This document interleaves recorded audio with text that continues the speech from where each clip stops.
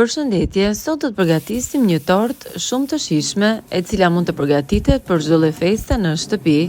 Si fillim do të kaurdisim me gjalp kadaifin, e mëtej në një enë me avull, me banjo mari do të shkrim çokoladën. Bazën e tortës kemi çokoladë, e mëtej kadaifin me gjalp do ta përzjejmë me një lugë të madhe me gjalp fistiqesh. Pastaj do ta shtrojmë mbi çokoladë dhe ndërkohë në tasin këtu do të rrajmë qumshin panda, do t'i hedhim mascarpone, do t'i hedhim një lugë të madhe gjalp fistiku, një lugë me qumësh panda dhe do t'i trazojmë. Për aromë do t'i shtojmë sheqer vanilje e do t'i vazhdojmë të gjitha këto në një masë kremoze, do t'i vendosim mbi shtresën me kadaif.